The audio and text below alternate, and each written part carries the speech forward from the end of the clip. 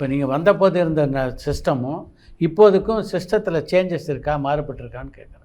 ஆமா, இப்போ கொஞ்சமாவது முன்னேறி இருக்கா காவல்துறை? ஆமா. அப்படி பெரிய வசதிலாம் சொல்ல முடியாது. இப்போ ஒரு கான்ஸ்டபிள் சொன்னா அவருக்கு ஒரு ரெஸ்ட் ரூம் கொடுக்குறாங்கன்னு சொன்னா 10 பேர் ஒரே ரூம்ல படுக்கணும் அந்த மாதிரி இருக்கும். பெரிய ஒன்றும் அவங்களுக்கு பெரிய தனி ரூம்ஸ் எல்லாம் கொடுக்க போறதில்ல அவங்களுக்கு. அவங்க தங்குற இடம் போற இடம் எல்லாம். அதே மாதிரி ஆஃபீஸர்ஸும் அப்படிதான். ஆஃபீஸர்ஸ் இப்போ நான் வந்துட்டு ஒரு ஆஃபீஸருக்கு கொடுக்க வேண்டிய ஒரு மரியாதையும் அவங்களுக்கு கொடுக்க வேண்டிய கொஞ்சம் வசதிகளும் ஒரு நார்மல் கான்ஸ்டபிள்ஸ் கிடைக்காது. அது எப்பயுமே அந்த துறையில் இருக்கும். அதனால வந்துட்டு எல்லாமே என்னை பொறுத்த மட்டும் பெரிய சேஞ்சஸ்லாம் தெரியவே இல்லை.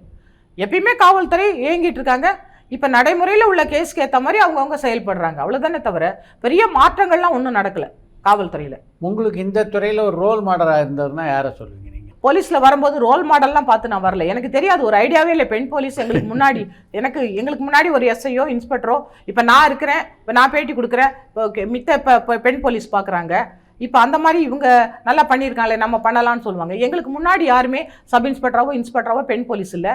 ஐபிஎஸ் ஆஃபீஸர்ஸ் இருந்திருக்கிறாங்க, அதுவும் எங்களுக்கு தெரியாது. நாங்கள் வேலைக்கு வந்த பிறகு தான் அவங்கள பார்க்குறோம். அதனால் அவங்களோட நம்ம கம்பேரே பண்ண முடியாது. ஏன்னா ஐபிஎஸ் ஆஃபீஸர்ஸ் அவங்களோட கேடர் வேறு, அவங்களோட ஒர்க்கு வேறு. அவங்க பெரிய ஆஃபீஸர்ஸ், அவங்கள நாங்கள் கம்பேர் பண்ணி அவங்களாட்ட நான் மாறணும் அப்படின்லாம் நினச்சதே கிடையாது. அதனால் நாங்களே வந்துட்டு நாங்களே விழுந்து நாங்களே எழுந்து நாங்களே வேலை கற்றுக்கிட்டு எங்களுக்கு நாங்களே வந்துட்டு ரோல் மாடல் தான்.